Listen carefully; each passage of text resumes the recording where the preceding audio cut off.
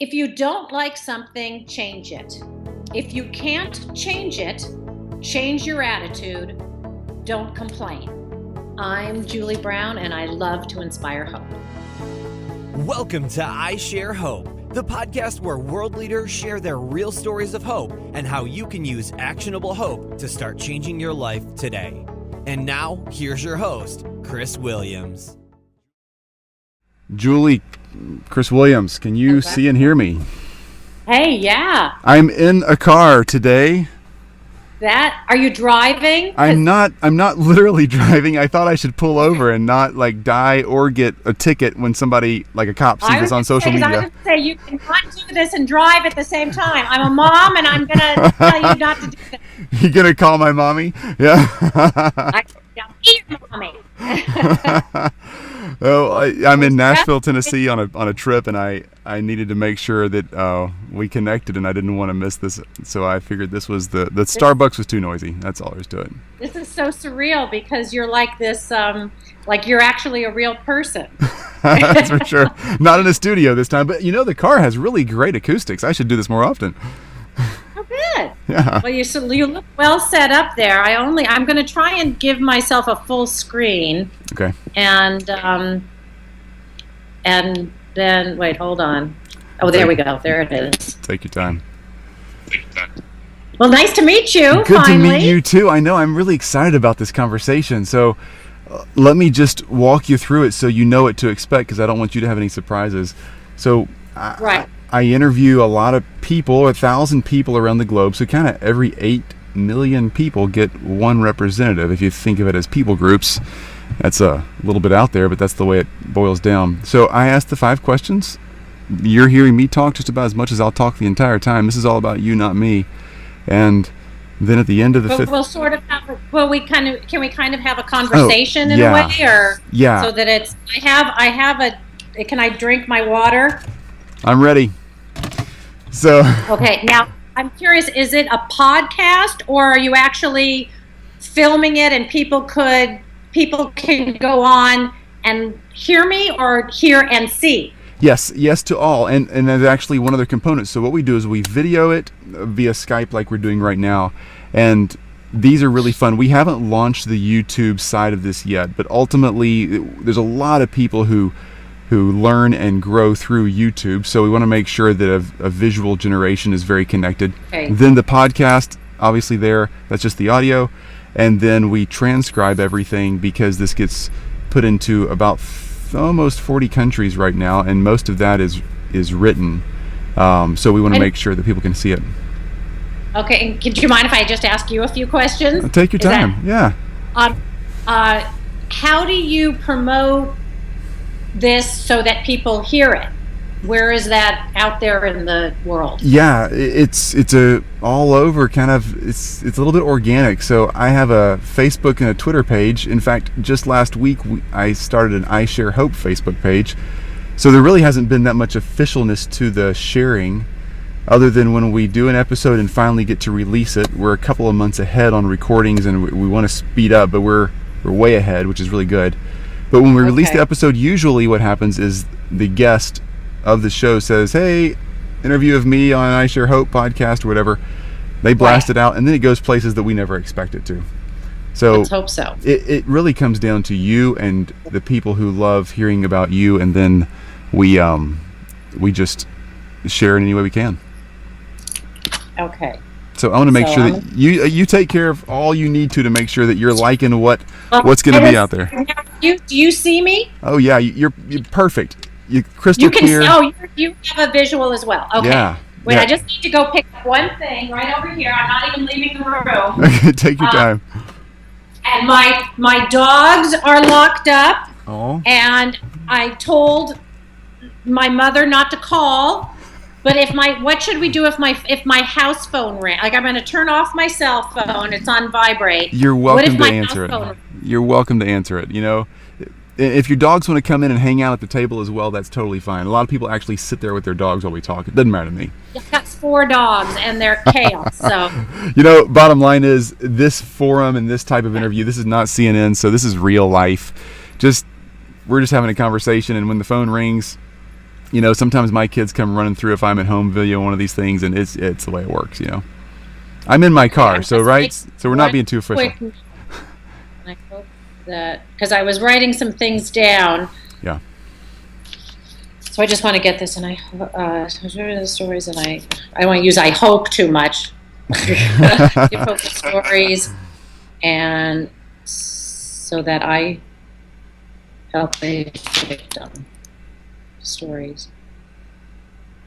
In order to help victims. Okay. I'm sort of all over the map on here, so I really want to stay focused because there's so many places you can go with this subject. Yeah. But I reviewed all of my questions and everything, so well, you can do whatever you want here. This is really a story about you, and we'll have a conversation, but really this is about your story, not anybody else's or anybody's prescribed pattern. I ask the questions, you answer them. Okay. And then if in our conversation you want to delve into something, feel free to do that. I'm very fine with improvising. If there's a question that you have that wasn't in the list, we can go for that, and you can edit it out if it's bad. That's great. Okay. So do you want me to introduce you as Julie Brown, or do you want me to use all three names? Yeah, well, I write under Julie Mayerson Brown. That's my author name because there's like a million Julie Browns in the world. I bet.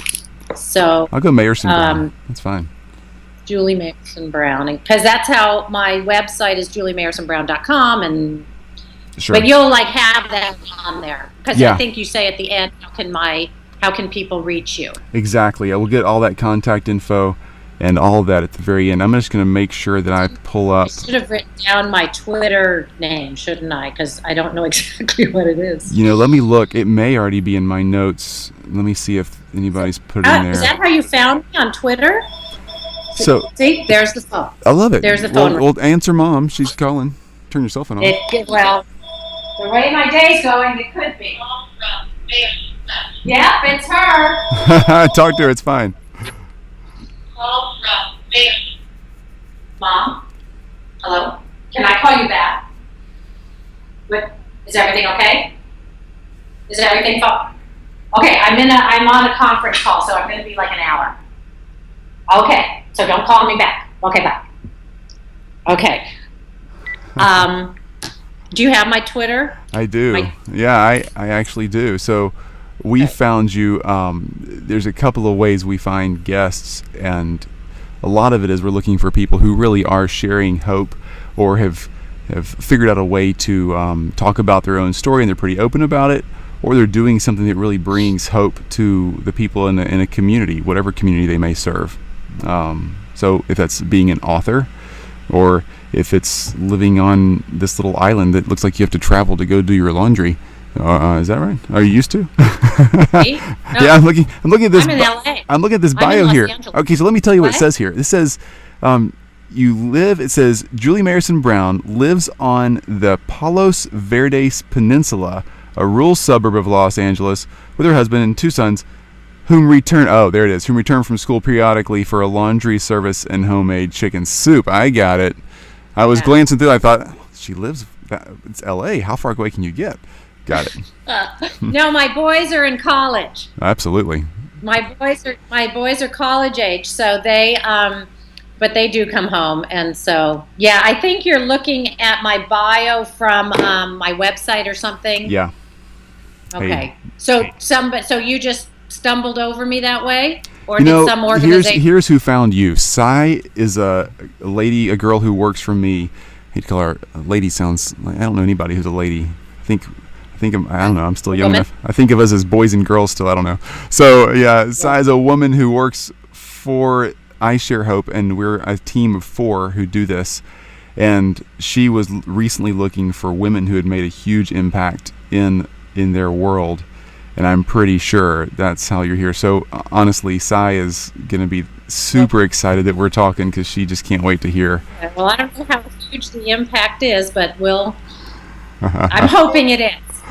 Well, I'm sure we're going to have a good time, and I can't wait to hear whatever you want to say. All right, okay. Julie Mayerson Brown, I'm excited to have you on the show because you've done a lot of hope sharing, as all of our guests have. So now here's how this works. Julie, we've talked about this before, but for anybody new, we're interviewing 1,000 people around the world who are hopeful people, sharing hope in their communities, doing whatever it is they do best. And now you're a novelist and way more. I don't want to spoil it all, but just tell us a little bit before we get into the questions. Who are you? What are you doing? And what's going on in your world? You're in LA and you got a couple of kids in college, right? Okay. Right. I live in Los Angeles, just outside of Los Angeles. I'm a mother. I have 2 sons, both in college. And I have a passion for dogs, so I rescue dogs. I have 4 at the moment, and I am a writer, and I've been writing for many, many years. And as my boys got older, I decided that I wanted to pursue my love of writing and have that combine with my work in the nonprofit world. So I started writing novels when my younger son was about 16, and I became increasingly irrelevant as he was able to drive and get where he needed to go without me. And but prior to writing, I started a nonprofit organization with a group of mothers. We called it Mothers Advocating Prevention, and we joined hands with the National Center for Missing and Exploited Children to bring a program, a safety education program, to our local elementary schools. And we created what we then called the ABCDs and E's of safety, which was to teach young people the rules to prevent, to help them keep themselves safer. Yeah. There's no guarantee ever, but to prevent abduction, abuse, and exploitation. So after many years of being an educator and running that organization, I wanted to find a new way to put it out there. And so my current project is a work of fiction that is the story of a young girl who does suffer sexual abuse, and the resilience that it takes for her to get beyond that. And it's a darn good story, and I hope that it gets out there. Right now, it is completed, and I am searching for an agent for publishing. So I want to go the traditional route. Is it a book that even a kid could read? I mean, what's the age appropriateness of that material? It is an adult. It's an adult audience. I would say appropriate for probably a teen, maybe a 15 or 16-year-old through adult. It would be considered, as far as the genre, it's upmarket women's fiction, which is kind of book club fiction. And what my goal with this book is that it brings up the discussion. There are so many women who are in book clubs, and they love to discuss all kinds of things. And when you bring up a topic that is relevant and topical and touches so many people, then it opens a dialogue that a lot of people shy away from, because abuse, having experienced, a person who has experienced sexual abuse sometimes never, ever, ever will talk about it. They might go their entire life with it hidden away. And I believe that fiction and storytelling is such a useful and moving way to open up the dialogue and to give somebody the place where they feel they have a voice. So that is my hope with this particular project. So it's written, it's edited, it's getting great feedback, and now I just need the agent to help me find a publisher. So that's really great. I'm excited to see where that goes. You know, I hear that everybody has a novel inside them, and it sounds like you may have 2 or 3 more. I think I tried that out, and I had 2 or 3 paragraphs, but yeah. No, I have novels that are truly, I'm at the point in my life where I just hope I live long enough to write all the books I feel I need to write. So I'm determined to keep at it. Do it. Don't stop. Well, don't stop. If you're listening to this, you're missing out on some of the fun, because if you're watching this on YouTube, you're getting the whole picture here. Julie's sitting in her beautiful home, and I'm sitting in my car. So polar opposites on where we're coming from today. I'm on the road, and she's obviously in a great spot to share hope with us. So Julie, let me ask you these 5 questions that we're asking so many people around the world. Now, question 1 is, what's your favorite quote about hope, or your definition of hope? How do you want to define that word? Okay. Well, I have some quotes. Most writers love inspiration, whether it's about writing or family or whatever. So I had to kind of narrow down, and so I picked a couple of quotes that I'd like to share with you. One is, and this I just found on the internet, that hope is the little voice you hear whisper maybe when it seems the entire world is shouting no. So I really like that, because we have a lot of problems in the world, and it is only natural to feel depressed and down about it. And for me, I've had to work at forcing myself to not lose hope sometimes, because life gets very hard. No matter what people's lives look like, when you look into their house or you talk to them, it looks like some people have it perfect. Well, no one has it perfect. And so this says to me that when you really do get depressed about the world or your life or your problems, you got to hold on to that little maybe. So the whisper of the maybe I can do it. Maybe I can get past this. And then I got a couple more, if that's okay. Oh yeah, that one's really good, but keep going. You're not going to bore me on this one. Okay. This is great. Okay. And then Maya Angelou, who has thousands and thousands of quotes. I really like this one. It is not exactly about hope, but if I interpret it correctly, it is. And she says, if you don't like something, change it. If you can't change it, change your attitude. Don't complain. And I like that because it kind of smacks you upside the head. And I know people who if they would look at life this way, they would have more hope. They would be less negative, because change, I love the idea that it's an attitude. And when people are dealing with really huge life struggles, this sounds a little bit like a little cliche, like, hey, buck up and change your attitude. But this is more for people who just complain a lot.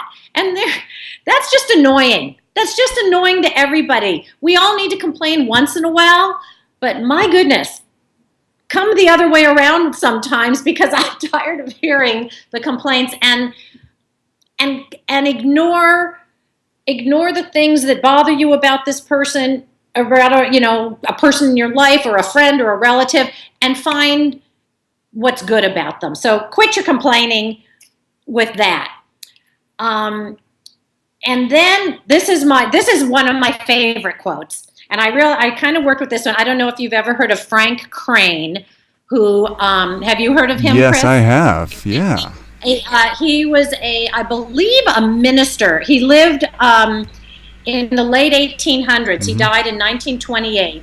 And he said, "You may be deceived if you trust too much, but you will live in torment if you don't trust enough." Oh, wow. And that I heard years ago, and I remember hearing it somewhere, and I ran to write it down on a piece of paper because I got obsessed with that quote. I loved it. And so when I was thinking about hope, I took that quote and I wrote, and I won't take, it's Frank Crane's quote. So not mine, but I say, you may be disappointed if you hope too much, but you will live in torment if you don't have hope. And so as hard as it is to maintain hope, you've got to hold on to that little seed of it that things will turn out at some point. And that's why when I think about my character in my book, who gets to the point where she has lost all hope, it is then that she takes control of her situation in what is seemingly hopeless, but she realizes where she needs to go. So she holds on to that little bit of hope, and that to fortify herself and to have some resilience in moving forward. And it's really meaningful to me, because in a way that this goes back to my writing, but when you create a character and you fall in love with that character, I'm writing about a young girl and I love her. I mean, she's part of me. She's like my own child. And I had to put her through hell. In order to draw my character in a believable way, I had to bring her down so low, and it broke my heart. But that's what a storyteller has to do in order to to make their readers or help their readers to believe this and to go with it. So that's my quote on hope. Your quotes on hope, it's great. Thank you. I love 3. You keep going if you want to. If you call me back later and tell me some more.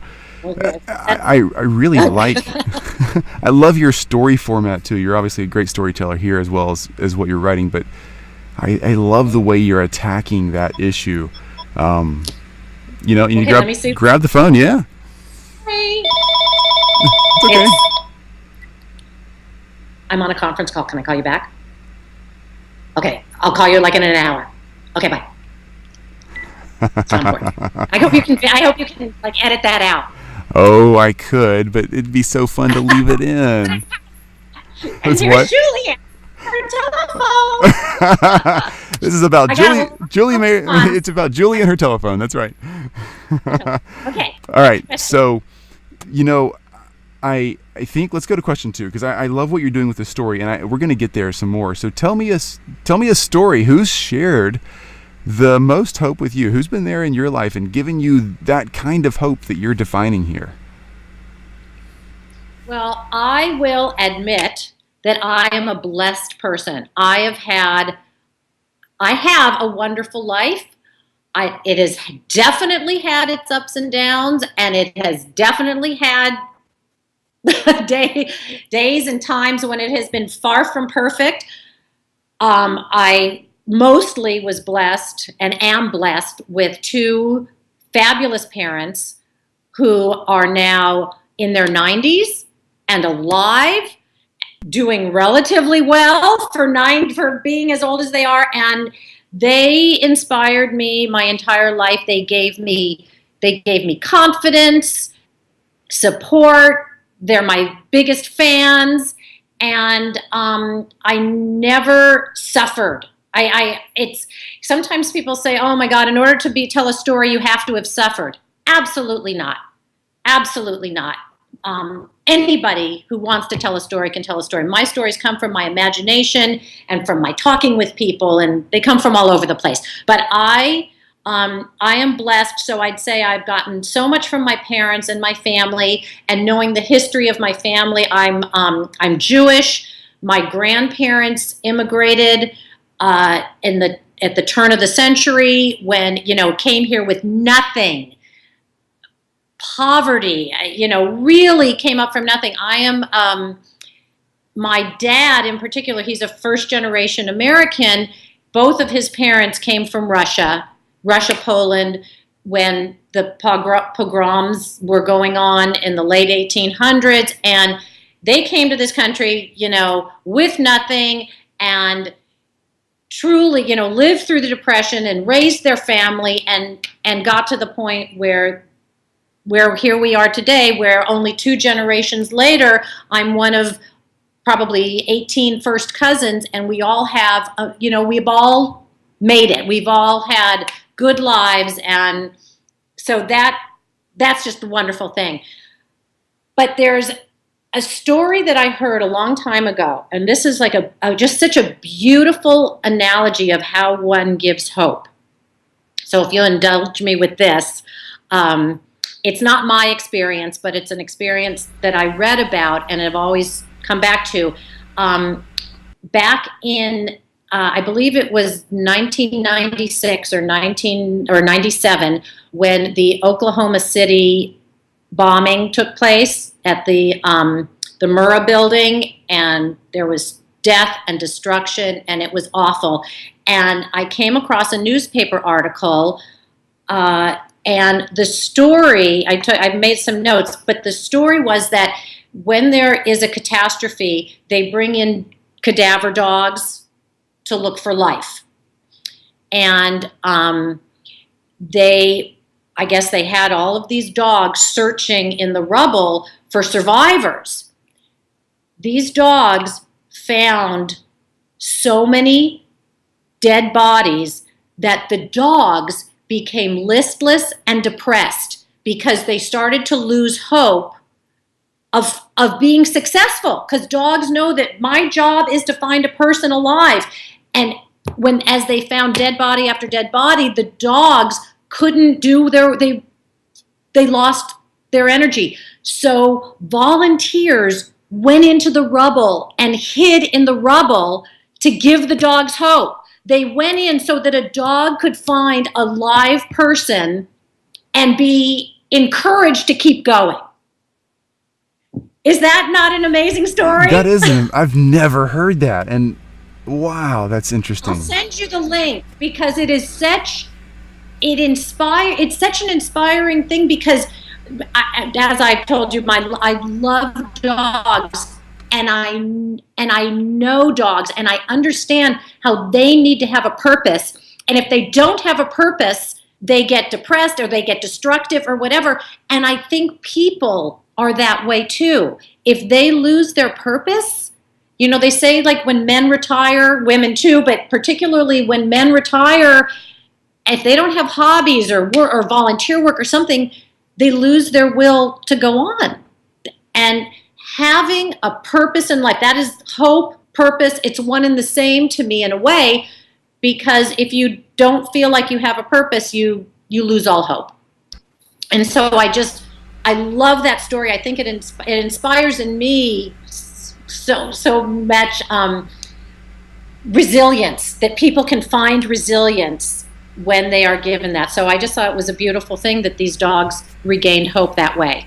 I think it's a beautiful thing too, because I almost said something a minute ago, and I'm glad I didn't. But I was thinking, Julie, don't ever apologize for having a blessed life that your grandparents and parents and other family members have worked so hard for. That is so awesome.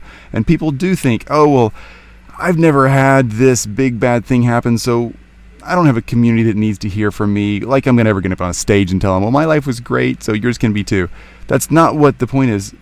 Yeah. But you're right. That story, though, about these dogs needing someone that wasn't dead, but someone who did have life and energy and still was very alive, to come in and say, great job, now keep going. Because, I'm a runner, and I've run a lot of races, and there's those people towards the end of the race, the crowd on the sidelines gets pretty thin, and then there's usually this one or two just crazy people who are just screaming their heads off, and it makes you forget about the pain. And they're not in pain, they're not even running, but they're just so helpful, Absolutely. Encouragement is hugely important. Good point. So question 3 then. You do seem to have a very... I'll send you the link. Yeah. Send you the link to the newspaper article from 1997. 1997. Yeah. When it came out. Please do. All right, question 3. So take us back to a time in your life. You look like you have a beautiful house. You're a beautiful person. You've got a great family. You've got a great history behind you. You live in LA, a beautiful sunny spot on the planet. you're in a great spot. But no matter how good your life is, we all have our bad days, bad year, bad month, bad whatever. So what goes on in your life, or what's gone on that you've had to say, I got to regain hope, and I've needed those people around me to really support me at those times, What's back there? That question I have a little trouble answering. Some things are a little too personal to share. It's okay. But I will say that it took a lot of maturity on my part to get to the point where I could hold on to hope. Of course, I have my bad days and I have my ups and downs. And as any writer would tell you, you have to have a really thick skin. You get a lot of rejection, but you have to have faith in your work. So I would say that I have had my struggles. I've had some health struggles that I've gotten through. And I think the most important thing is that I've been blessed, as I said before, with a wonderful supportive family. And I have surrounded myself, not by accident, but on purpose, with amazing friends. And I think for any and I'm blessed to have them, but I worked to get them, and I worked to keep them. And for somebody, the worst thing is to be isolated. And I'm a huge believer in support groups, that when somebody suffers a catastrophe, they lose a loved one, they're suffering from an illness, I think it's essential to talk to people who understand what you're feeling, because they have experienced it as well. And I know somebody who lost a child with a horrible situation, and they struggled terribly. And I was like, finally they did go to a support group, because if you're a parent who it's the worst thing. It's the absolute worst thing in the world to lose a child. We all eventually lose our parents. That's the order. That's how it should be. No parent should have to lose a child. The shooting in South Carolina, the one in Newton, these are experiences that no one should have, and you wouldn't blame them to say, I have no hope. I don't want to go on. I think it's essential to find a support group, to surround yourself with people who can help you, who can understand, who will listen. Because if you isolate yourself under those circumstances, it's impossible to come out. You have to be surrounded by love, support, help. Yeah. Oh, Julie, you're saying so much. And I really want to emphasize to so many people that are listening in so many places around the world, there are a lot of people who really think, it hasn't been that bad for me. We got to come back to that, because you're doing the work that takes so much heart and energy that sometimes people have had it beaten out of them by life for choices they made, choices they didn't make that happened to them. It's just life, But what you just said about community, and you're being intentional about building that community around you. Wow, that's important, because you've got it going on a smooth track right now, and hopefully that will be the course for the remainder of your life. But like you mentioned in South Carolina, there's things that pop up for all of us in life that we don't expect, and the day it pops up is it's kind of too late to start building that community. Yeah. You need to invest. It just makes it that much harder. And I can't tell you how many times I'll be talking with somebody, and we'll just be having a conversation, and the thought just passes through my head that I know if I need something, I have a support group, I have my girlfriends, and women are so good at this. Women are much better at this than men.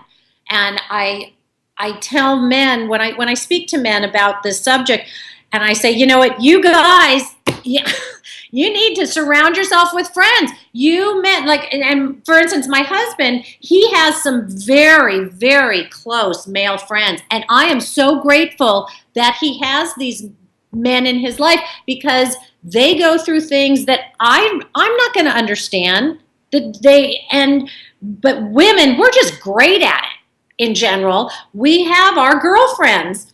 And like I said, if I have something happen, if I have a hard time, if I have a difficult situation, I know my girlfriends will be here at the drop of a hat. They are there for me. And every time somebody has a health issue, there are dinners on their doorstep. Like, there's so much food, they can't even eat it all. I'm at the age where I have friends with health issues. When, somebody has breast cancer, we are setting up who's driving her to the doctor on this day, who's bringing dinner, who's picking up the kids from school, and making sure that the children are taken care of while she's taking care of her health.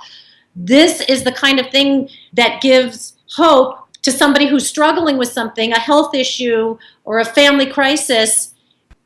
It's the rebar that keeps the building standing. So a weird architectural analogy, I just thought that up. But we're like the pillars of strength. Yeah. Boy, for each other when it's needed. That's so good. And there's so many ways you can build that community. Some people naturally build friends, and they're just the party planners, and they always have somebody coming around. Some people are the introverts, and they don't naturally build those friends, but there's always somewhere you can go in your community. You can volunteer in an organization, you can join a dinner club, you can start planting flowers at the entrance to your apartment building and do something. Right. And somebody who loves planting flowers, I promise they'll show up after a few Saturdays and start helping you. And you just let it go, but you start now. Right. Right, exactly. Oh, good stuff. Question 4. Yeah. So, how are you sharing hope today? You're writing books, and you're planning meals and taking friends to where they need to go on a medical visit or whatever. But tell me a few more, just those really practical. When you walk down the street or when you're at the Starbucks tomorrow, how do you share hope with people around you? Well, I wrote a few things down. I'm not sure if that's if maybe I'm combining the two questions. You can combine 4 and 5 if you want. So yeah, the next question for those who don't know is some simple steps we can take to start sharing hope. And if they're the same ones that you're doing already, then let's learn. Jump in. In some ways it is. Let me see what I did. So as you could probably tell, I'm sort of got a big personality. I'm extremely friendly because I enjoy that. I love to talk to people I don't know. I love to hear their stories, and that's probably the storyteller in me. I just think people are fascinating, and what they're doing is interesting. And so being friendly for me, I think, really does give people hope. I enjoy going out of my way for other people. And I think the most important thing, or one of the most important things that I've embraced in my life, is that I'll do something nice for somebody, and I truly, believe it or not, I do not expect them to do something nice in return. If it happens, great. You drive a friend to the airport. If they can drive you the next time you need to go, great. But you're not doing it to build up an account of favors owed you. You're doing it because you're available and you can do it, and why not do it? So, and I enjoy doing that kind of thing. And I think some people don't look at life that way. And if more people went through their day and thought, if I can do something nice for somebody, I'm just gonna do it and not worry about whether it ever comes back to me. And I had a lovely young woman that I was with some time ago, a long time ago, a couple years ago, and she had stayed in my house. She was a friend of my niece, and we just became friends, and I really loved her, and we just hit it off. And we met up a while later, and we went to lunch. And so the bill came, and she like is young enough to be my daughter. And we kind of fought over the bill. I said, absolutely not.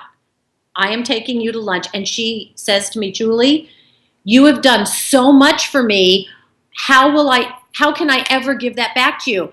And I said, sweetie, you will not give it back to me. You will give it to somebody else. When you're my age, you're going to embrace a young person and bring them into your home and feed them and do whatever you need. And you will mommy that person the way I've gotten this opportunity to mommy you. I said, you have no idea how much joy it's given me to be with you and that you've shared your time with me.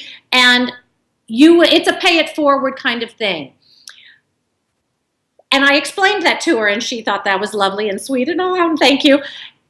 But what I'm hopeful is that for young people who don't think it through quite that much, that they will have these experiences when people do go out of their way for them, and they can never turn around. They don't have the finances. They'll never be in the position to return the favor, so they have to pay it forward. They have to know that when in 10, in 20 years, when they have an opportunity to mentor a young person, to inspire a young person, to buy a meal for a young person, they will have experienced it themselves, and almost subconsciously they'll just do it because they had it, even if they're not thinking about it. They're like, that's the right thing to do. That's the nice thing to do. And I am sure that I am that way, and my husband is that way, because people that we don't even remember did it for us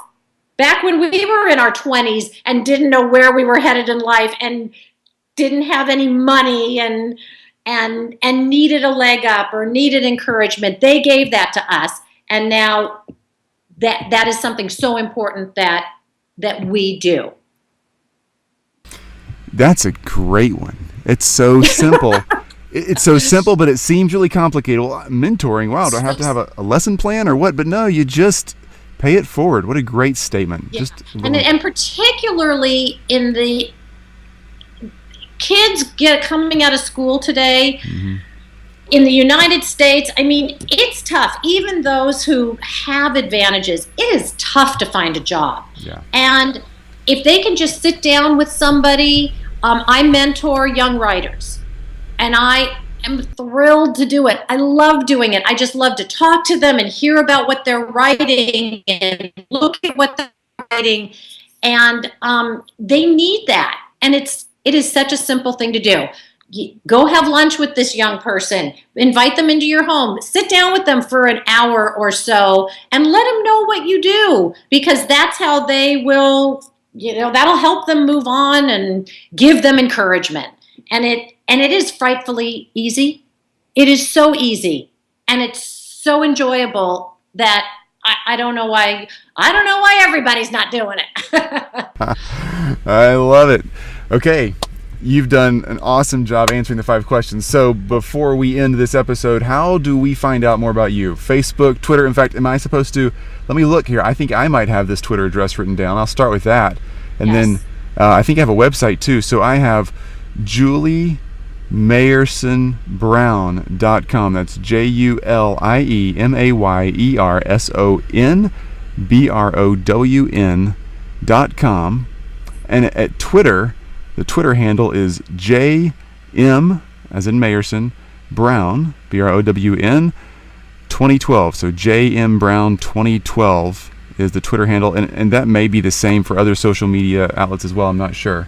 I do know one thing. I have a Facebook page. Yeah, I was gonna say one thing for sure is at the end of this, when you're listening to this, jump over to isharehope.com and look for Julie Mayerson Brown, and we will have all of the links that connect to Julie right there to make it super easy for everybody.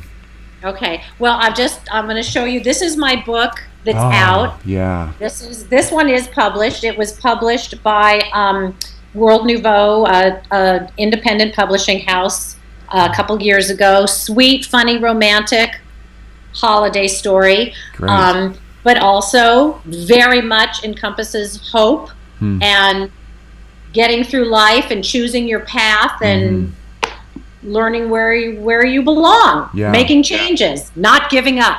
Yeah. So that's one thing. So thank you for letting me do that. And my book has a Facebook page. I am on Facebook, which I use. It's fun.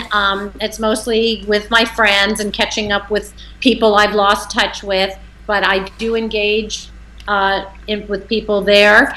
But I'm happy to connect in any way. A message on Twitter is probably the easiest. Okay. Because everybody's doing it. Everybody is. Or a lot of people are, but it's a good way to find people. My website, juliemeyersonbrown.com, is mostly about my writing, and there's some humor in there. I'm not as active on it as I should be, but I blog, and so my blog appears on there. Good. And I also blog with a group of writers, and it's called 8 Great Storytellers, and that's out there. So I'm out there in the social media world, and if you Google my name, all of this will come up. So, Chris, no one's going to have trouble finding me, and now you get me too. If you don't find Julie, it's not Julie's fault, and it's not my fault. Yeah. I'm here. All right. So, Julie, let's take a quick break here. And Jeff does all the audio editing. So, Jeff, we're taking this break. You can back up to where we just finished the contact info when he's listening to this a month from now. So, Julie, let's get a few quotes. So, at the beginning of the episode, we'll take some quote that you said, and we'll put that up at the beginning, and then it will introduce your episode, kind of a little interest getter. So I want to have your quote, which you don't have to think of now, and then you'll say your name and I share hope. So we'll have quote, and then it'll be, I'm Julie Meyerson and I share hope. It's kind of the signature off to your quote. So you can say, I'm Julie Meyerson and I share hope, or you can say, I'm Julie Meyerson, novelist of this book or this, and I share hope. Whatever you want to introduce yourself as. Let me see. Wait, I wrote something down. Okay. Oh, I wrote. I'm Julie May. I'll probably say I'm Julie Brown, just because it's easier. Whatever you want to say. Does that matter? That doesn't matter. And I love to inspire hope. Oh, that's good. Okay, I'm gonna. Yes, I'm Julie Brown. And I love to inspire hope. And then the only other thing, did you want me to, give people? Although we've had a long interview, so I'm ready to. I mean, I'll talk forever, as you can tell, but. Give people little things they can do to inspire hope? Was that one of the questions? Yeah. Or we? No, that's good. If we can jump that back in and kind of put that at the end of question 5. We'll just tag it back in there. Not a problem at all. You want to do that? You got a few more? I got it. All right. Let's do this then. I'm going to hit mute and get your I share hope quote. The I'm Julie Brown and I share hope. And then when I come back, we'll let Jeff put that back in the end of question 5. Jeff, before her contact info, we'll just tag it on there so it flows really well. So I'm going to hit mute, go for your quotes, and then in a second we'll get to the other part of question 5. All right, hang on. Okay. I'm Julie Brown, and I love to inspire hope. Do you want me to do it again? You're perfect that time. Yeah, we're good. All right, that's great. Okay, so Jeff, you can start the audio here. So Julie, you've got more things that we can do to inspire others with hope. So tell me about that. Well, if somebody were to ask me, how can I start? How can I build my way into sharing hope or, feeling more hopeful? I would suggest start really small. Little tiny favors. Go across the street and pull up the trash cans of a neighbor for no other reason than you're pulling up yours. You might as well pull up theirs, and just do it. Leave them up there. Open a door for somebody. Not too long ago, I was having kind of a rough day, and honest to God, it was the simplest thing. Somebody opened a door for me. A young woman, a young girl, and I just said, oh my gosh, thank you so much. And she looked at me and she said, I feel like I just made your day. And I said, honestly, you kind of did. And it was just the sweetest thing. All she did was open the door. But that's the kind of thing that when somebody's down and depressed, or they're tired, or they don't feel well, the smallest gesture really does bolster them, gives them hope. And I mean, I could come up with a million things, but it's just call somebody who's not feeling well. Send a quick email to an acquaintance who's going through a rough time. Just because you're not close friends with somebody, that doesn't mean that you shouldn't contact them when they're sick, or when they've lost a loved one, or when they're having trouble. I am a huge believer in the old-fashioned note writing. In fact, I just happen to have this here because I'm about to send a note to somebody, and I think, everything's electronic these days. How often do you open your mailbox and pull out something that's not a bill or an ad? Do you know how nice it is to open your mailbox and go, oh my gosh, an actual letter? That is so true. Write a letter to your mom, to your friend, to your grandparents. If you still have grandparents on this earth, be in touch with them. Give them a quick call. It takes so little for you to make their day. Just knowing that you are thinking about them. And I know that because my parents are elderly, and if they tell me they got a call from one of their grandchildren, they're over the moon. They're so happy. And that's what sharing hope, sharing happiness, it all is one and the same big, beautiful flower. And start small, don't stress, just do it. Just write the letter, make the call. Simple advice that is so powerful. Simple. All right, Julie, I have a couple of random questions just because my mind works like a 3-year-old, basically. Yeah.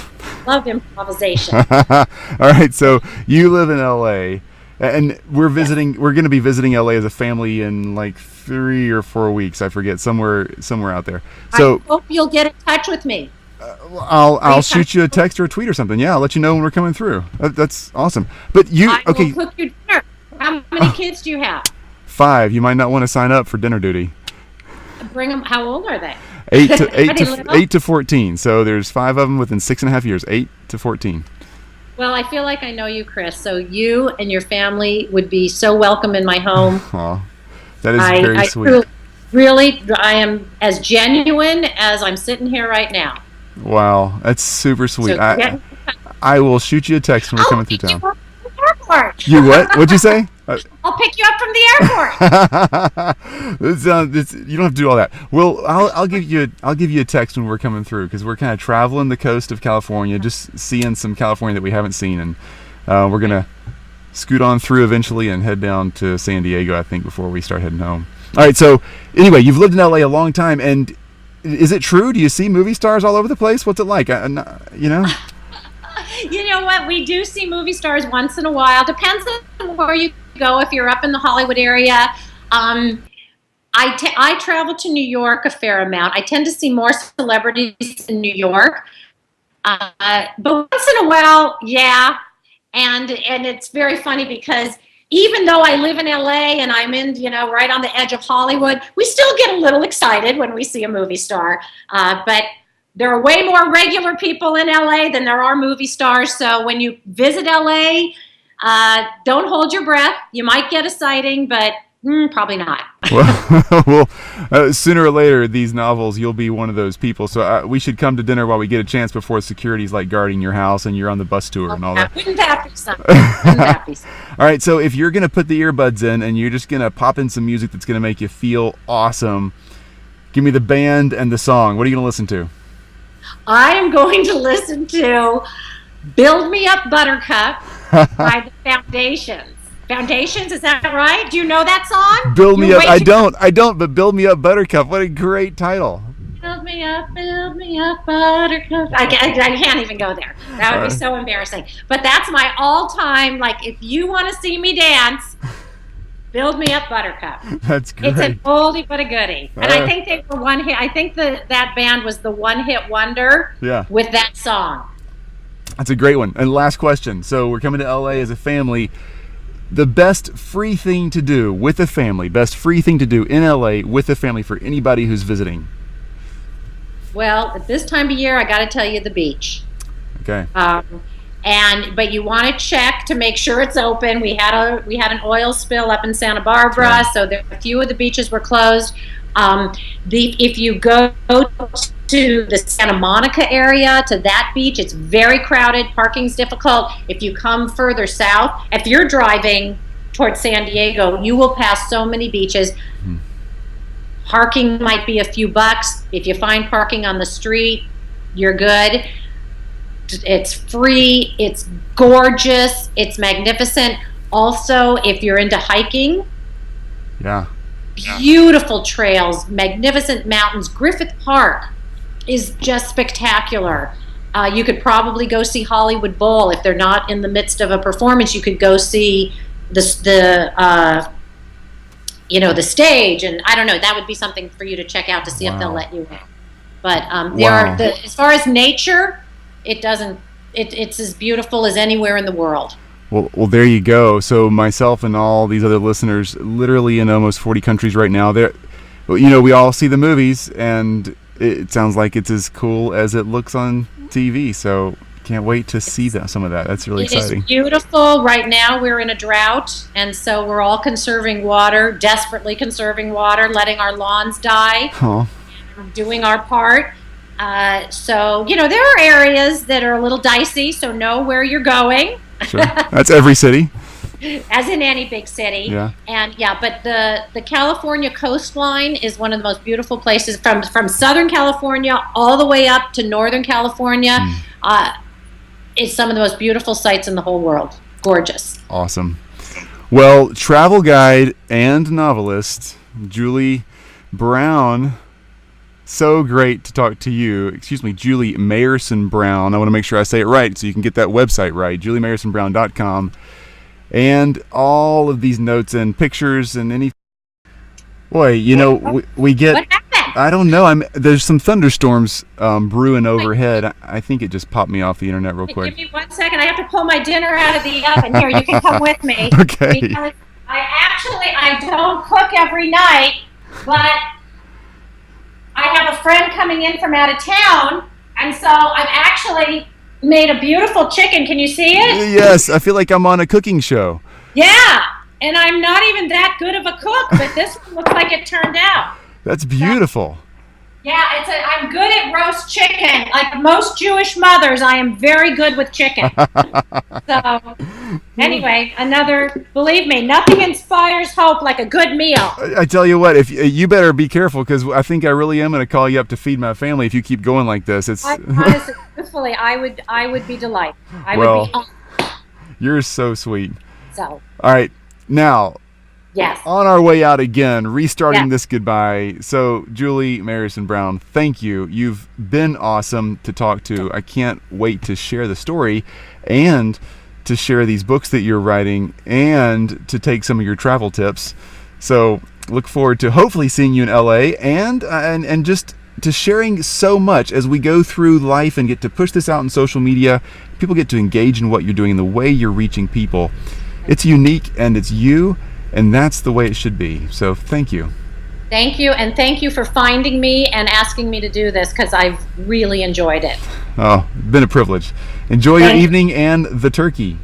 Thank you. Oh, no, the chicken. Sorry. Just the chicken. All right. Bye-bye.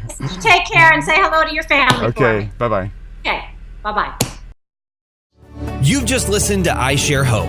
If you're ready to make a change, head to our website at isharehope.com and claim your free copy of the Top 10 Actions of Hope from World Leaders to use hope in your own life.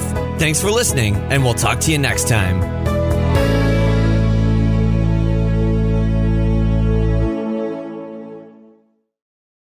Because there's so many places you can go with this subject. Yeah. But I reviewed all of my questions and everything, so... Well, you can do whatever you want here. This is really a story about you, and we'll have a conversation, but really this is about your story, not anybody else's or anybody's prescribed pattern. I ask the questions, you answer them. Okay. And then if in our conversation you want to delve into something, feel free to do that. I'm very fine with improvising. If there's a question that you have that wasn't in the list, we can go for that, and you can edit it out if it's bad. That's great. Okay. So do you want me to introduce you as Julie Brown, or do you want me to use all three names? Yeah, well, I write under Julie Mayerson Brown. That's my author name because there's like a million Julie Browns in the world. I bet. So I'll go Mayerson Brown. That's fine. Julie Mayerson Brown, because that's how my website is, juliemayerson.brown.com, and sure. But you'll like have that on there because I think you say at the end, how can people reach you? Exactly. I will get all that contact info and all of that at the very end. I'm just going to make sure that I pull up. I should have written down my Twitter name, shouldn't I? Because I don't know exactly what it is. Let me look. It may already be in my notes. Let me see if anybody's put it in there. Is that how you found me on Twitter? So see, there's the phone. I love it. There's the phone. Well, answer Mom. She's calling. Turn your cell phone on. Well, the way my day's going, it could be. Yep, it's her. Talk to her. It's fine. Mom? Hello? Can I call you back? What? Is everything okay? Is everything fine? Okay, They blast it out, and then it goes places that we never expect it to. So let's hope so. It really comes down to you and the people who love hearing about you, and then we just share it any way we can. Okay. So I want to make sure that you take care of all you need to make sure that you're liking what's going to be out there. Do you see me? Oh yeah, you're perfect. You're crystal clear. You have a visual as well. Okay. Yeah. Wait, I just need to go pick up one thing right over here. I'm not even leaving the room. Okay, take your time. And my dogs are locked up. Oh. And I told my mother not to call. But what should we do if my house phone rang? Like, I'm going to turn off my cell phone. It's on vibrate. You're welcome to answer it. You're welcome to answer it.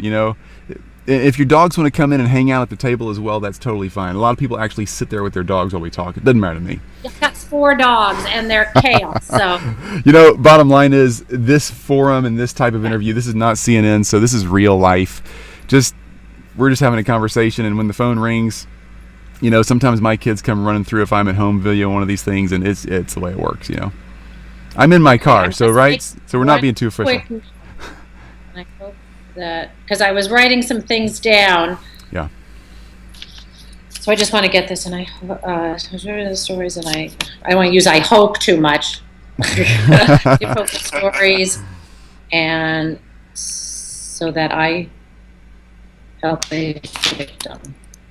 Stories in order to help victims. Okay, I'm sort of all over the map on here, so I really want to stay focused. I'm on a conference call, so I'm going to be like an hour. Okay, so don't call me back. Okay, bye. Okay. Do you have my Twitter? I do. I actually do. So we found you.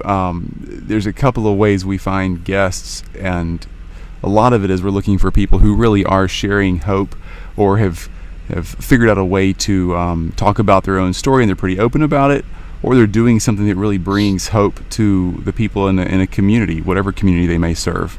So if that's being an author, or if it's living on this little island that looks like you have to travel to go do your laundry. Is that right? Are you used to? No. Yeah, I'm looking at this. I'm in LA. I'm looking at this bio here. Angeles. Okay, so let me tell you what it says here. This says, it says Julie Mayerson Brown lives on the Palos Verdes Peninsula, a rural suburb of Los Angeles, with her husband and 2 sons, whom return from school periodically for a laundry service and homemade chicken soup. I got it. I was glancing through. I thought, she lives. It's LA. How far away can you get? Got it. No, my boys are in college. Absolutely. My boys are college age, so they but they do come home, and so yeah, I think you're looking at my bio from my website or something. Yeah. Okay. So you just stumbled over me that way, or did some organization? Here's who found you. Sai is a girl who works for me. I'd call her a lady. Sounds like I don't know anybody who's a lady. I don't know. I'm still young enough. I think of us as boys and girls still. I don't know. So yeah, Sai's a woman who works for I Share Hope, and we're a team of 4 who do this. If you don't like something, change it. If you can't change it, change your attitude. Don't complain. I'm Julie Brown, and I love to inspire hope. Welcome to I Share Hope, the podcast where world leaders share their real stories of hope and how you can use actionable hope to start changing your life today. And now, here's your host, Chris Williams. Julie, Chris Williams, can you see and hear me? Hey, yeah. I'm in a car today. Are you driving? I'm not literally driving. I thought I should pull over and not like die or get a ticket when somebody, like a cop, sees us on social media. I was going to say, you cannot do this and drive at the same time. I'm a mom, and I'm going to tell you not to do this. You going to call my mommy? Yeah. Be your mommy. Oh, I'm in Nashville, Tennessee on a trip, and I needed to make sure that we connected, and I didn't want to miss this. So I figured this was the Starbucks was too noisy. That's all there's to it. This is so surreal because you're like this, like you're actually a real person. That's for sure. Not in a studio this time, but the car has really great acoustics. I should do this more often. Oh, good. Yeah. Well, you look well set up there. I'm going to try and give myself a full screen. Okay. And then wait, hold on. Oh, there we go. There it is. Take your time. Well, nice to meet you. Good finally. to meet you too. I know. I'm really excited about this conversation. So let me just walk you through it so you know what to expect, because I don't want you to have any surprises.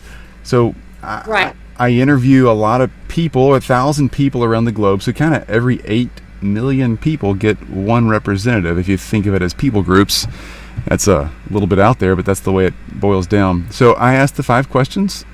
You're hearing me talk just about as much as I'll talk the entire time. This is all about you, not me. And then at the end of the 5th, we'll sort of have. Can we kind of have a conversation in a way, or yeah, so that it's. I have a. Can I drink my water? I'm ready. So. Okay, now I'm curious. Is it a podcast, or are you actually filming it, and people can go on and hear me, or hear and see? Yes to all. And there's actually one other component. So what we do is we video it via Skype like we're doing right now. And these are really fun. We haven't launched the YouTube side of this yet, but ultimately there's a lot of people who learn and grow through YouTube. So we want to make sure that a visual generation is very connected. Okay. Then the podcast, obviously that's just the audio. And then we transcribe everything, because this gets put into about almost 40 countries right now, and most of that is written. So we want to make sure that people can see it. Okay, and do you mind if I just ask you a few questions? Take your time. Yeah. How do you promote this so that people hear it? Where is that out there in the world? Yeah, it's all over kind of. It's a little bit organic. So I have a Facebook and a Twitter page. In fact, just last week I started an I Share Hope Facebook page. So there really hasn't been that much officialness to the sharing, other than when we do an episode and finally get to release it. We're a couple of months ahead on recordings, and we want to speed up, but we're way ahead, which is really good. But when we release the episode, usually what happens is the guest of the show says, hey, interview of me on I Share Hope podcast or whatever,